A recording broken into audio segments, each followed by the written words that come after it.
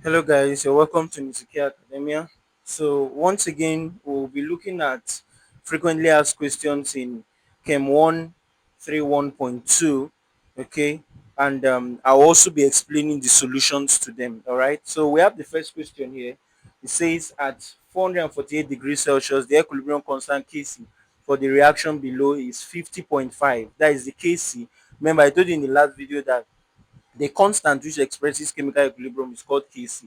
So this is the reaction involving hydrogen gas and iodine gas reacting to produce 2 moles of hydrogen iodide.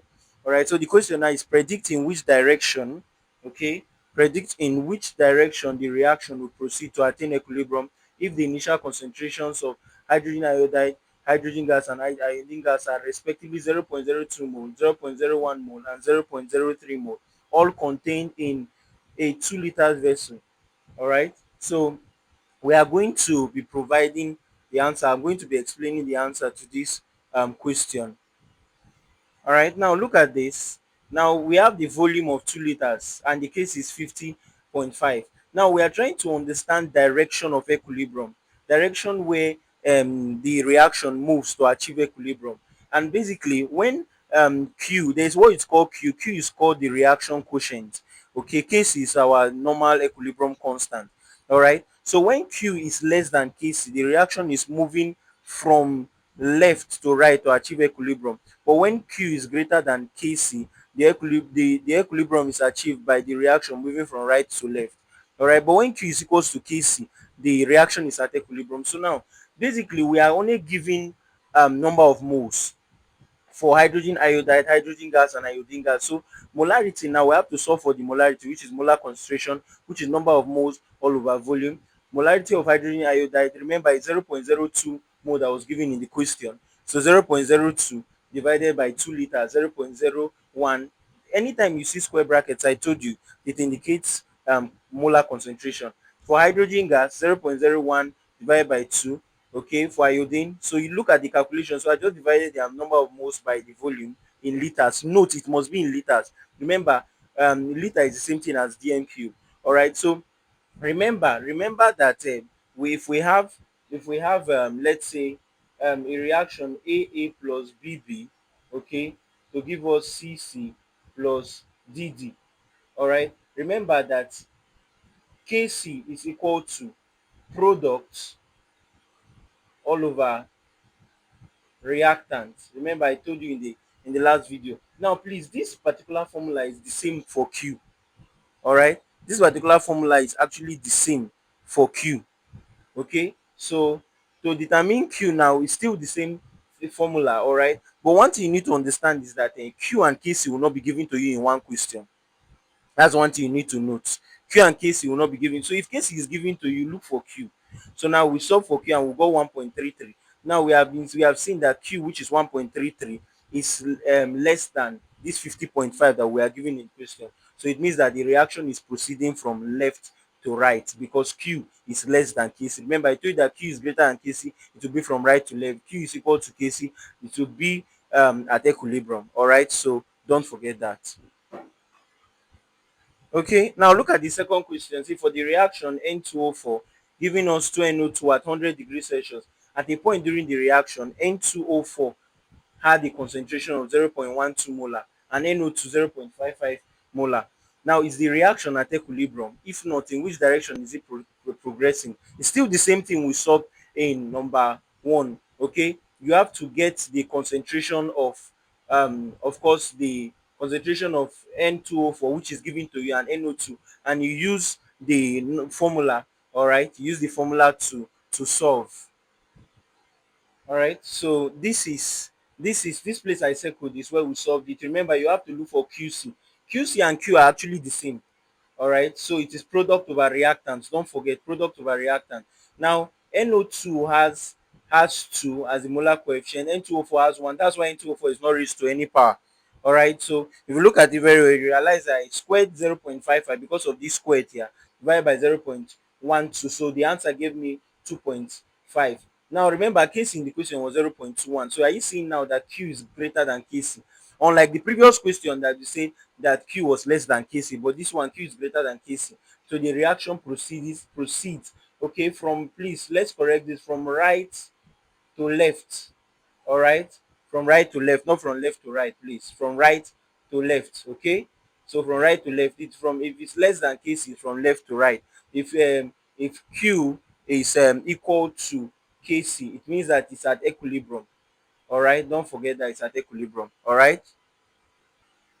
All right, so the next question, number 3, says analysis of saturated solution of silver carbonate, which is Ag2CO3, shows the concentration of the silver carbonate in the saturated solution.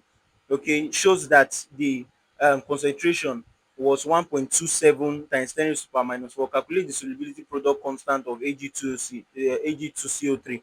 Now, one thing I must let you know is that when it comes to solubility and concentration are actually the same, especially molar solubility particularly. All right, they have the same unit. Okay, they are expressed in mole per liter. All right, so now this question is trying to tell us to find ksp. Ksp is more like the multiplication of the concentrations of an ionic dissociation reaction, the concentration of the product of the ionic dissociation reaction, that is a substance that dissociates ionically to produce charges. All right, so let's look at the solution to this question.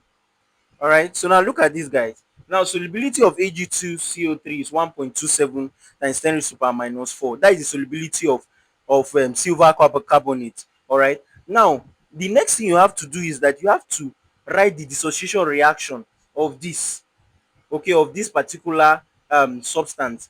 Now the ksp will be the product only. Remember that kc focuses on products over reactant, but ksp only focuses on cc. Basically it is cc times dd.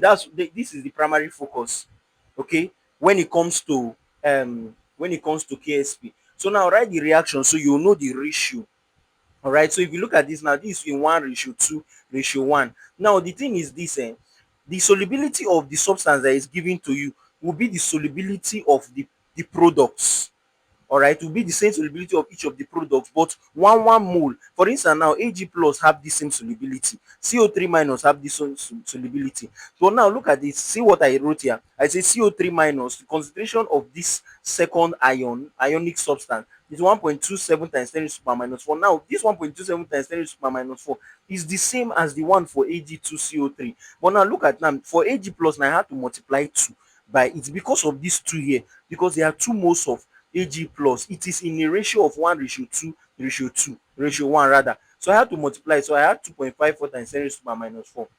Remember what I told you, that the ksp is you multiplying the two products. Ksp is you multiplying the two products. So when you multiply the products like this, all right, now you must ensure that you also put the molar coefficient at the top.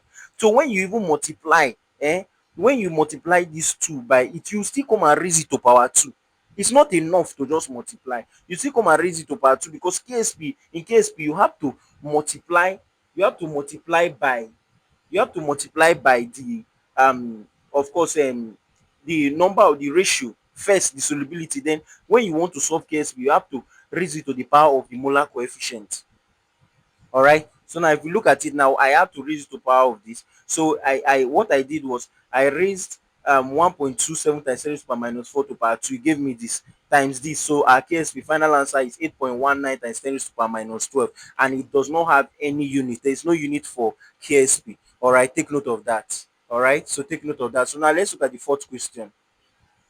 So number 4 is this one I barricaded. Say calculate the solubility product constant ksp for agbr solution of concentration 8.8 times 10 raised to power minus 7. Now let me just explain this to you. This one is very simple. Do it yourself. Now the concentration, which is the same thing as solubility or molar solubility of agbr, is this.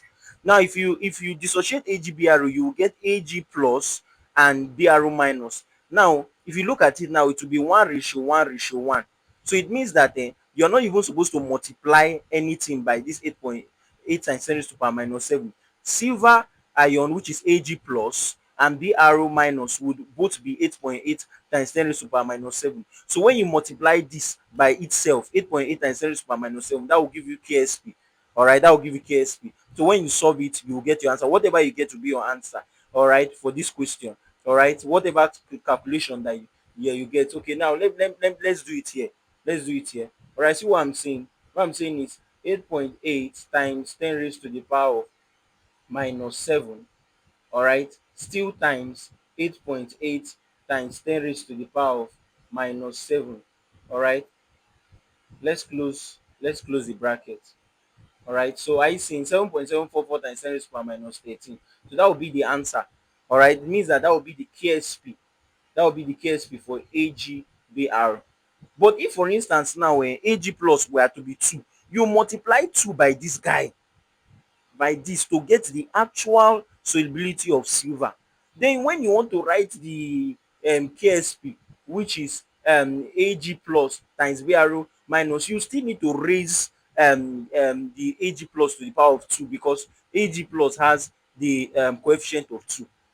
All right, so that is how it is done. Okay, now looking at number 5, the solubility of BaSO4 is this at 298 Kelvin. Calculate KSP value. Now look at this, and it's in grams per mil.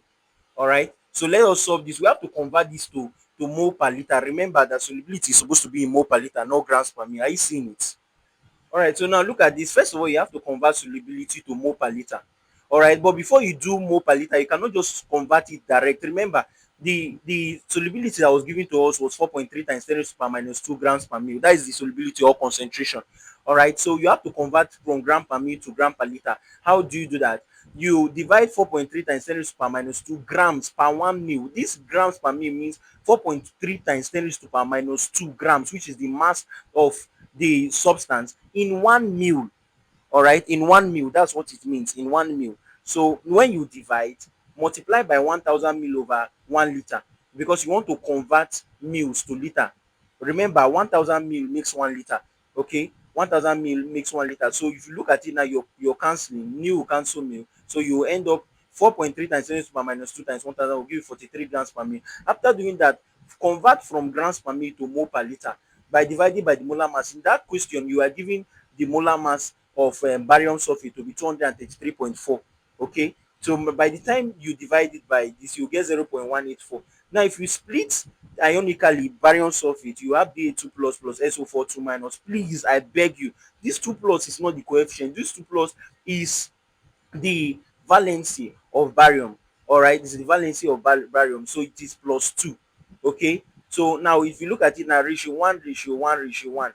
Okay, so now we have to multiply 0.14184 times 0.184, giving us 3.39 times 10 raised to the power minus 2. Remember, KSP does not have a unit. All right, so the next question we have here say calculate the change in entropy. This one is under thermodynamics. Remember what entropy is? Entropy is the rate of disorderliness of a system. Enthalpy is defined as the total heat in a system. All right, so calculate the change in entropy of a large sample of ethanol when 65 joules of heat is removed reversibly from it at 5 degrees Celsius. What is the change in entropy of the surrounding of ethanol? All right, so let's look at the solution. Let's solve that together. All right, look at these guys. Now, basically, there is what we call Q reversible all over T. Q rev all over T. That is how to determine the enthalpy change of a particular system. You say Q rev all over T. Now, basically, now we are having Q reverse as normally in the question. In the question, we are giving 65 joules. But now, why am I putting minus 65 joules here? All right. Now, the reason why I am stating minus 65 joules in this question, okay, is because heat is removed from the system. All right, so because heat is removed from the system, then you must put minus. If heat is added to the system, okay, you would leave it as positive. All right, so it is minus 65 joules because heat is removed from the system. Now the temperature here is 5 degrees Celsius. You have to convert it to Kelvin by adding 273, and that will give you 278 Kelvin. Now look at it now. So it means that our delta S, which is our change in entropy, is minus 65 joules all over 278 joules, which will give us 0.23 joule per Kelvin. Now, hence, it means that our delta S, our entropy change of the system, is minus 0.23. But in the question, they told us that we should actually look for the enthalpy change, the entropy change rather, of the surrounding, not of the system. But you cannot get the surrounding without getting the system. Now, remember, for a reversible process, your delta S of system plus delta S of surrounding is equal to 0. All right. But in an irreversible process, your delta S plus your delta S of system plus surrounding will give you an integer. All right. But for reversible, it must be zero. It means that the summation of your system, the change in entropy and the change in the surrounding will give you nothing at all. All right. So if you want to make the surrounding solid to a formula, now the system will cross the equality sign and it will become minus. All right. So it means that our delta S, okay, okay, sorry, let me take it up a little. So when it crosses, it will now become, minus. Are you seeing it? All right. So it means that for the surrounding, okay, for the surrounding, we will now have minus what we got here. Minus minus is plus. So it means that the delta S, the entropy change for the surrounding is 0.23 joule per Kelvin, because minus minus is plus. All right. So it's very important to take note of that. All right, so here is the next question, number 7. Calculate the standard free energy change, okay, for the reaction. Okay, this is methanol, all right, plus oxygen gas to give us carbon dioxide and water. This is an example of a combustion reaction.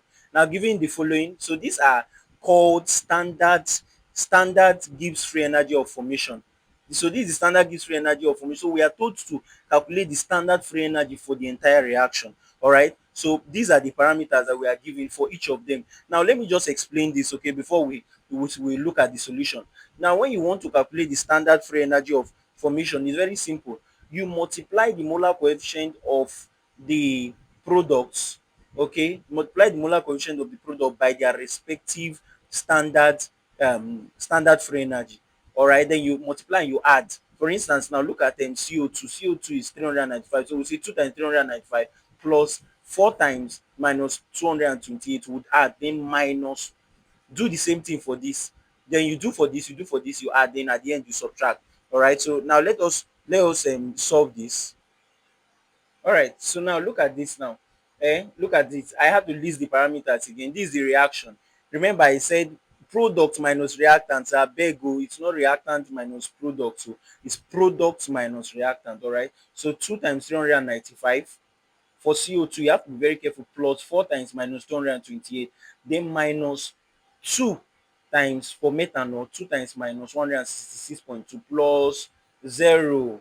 Okay, water is 4. 4 times 0 is still 0. So when you do all those maths, you have 210.4 kilojoules per mole as your standard and Gibbs free energy for the entire reaction for the combustion of methanol in the presence of oxygen gas. So now let's look at the eighth question. This one is under electrochemistry, electrolysis particularly. So we have two questions on electrolysis. You know what electrolysis means now? It's the decomposition of a multi-metal due to the passage of an anode or a cathode through an electrolyte. You know an electrolyte. An electrolyte is the substance that decomposes in the process of electrolysis. Electrochemical cell is the assembly of electrodes in an electrolyte. Electrodes are, of course, a form of metals that allow the flow of electric current through an electrolyte. All right, so that's that. Okay, if you're able to capture that fast, capture it fast. All right, so I just had to give a brief introduction and definition of all of that. So now, basically, say a mass of zinc deposited when 5,000 milliamp is milliamp of current is passed through a zinc surface solution for 5.75 hours. Now, this Faraday's constant 96,500 coulombs. Molar mass of zinc is 65.4. All right, so now let us look at the solution to this. Let's solve it together. All right, so now look at this, guys. Okay, this is the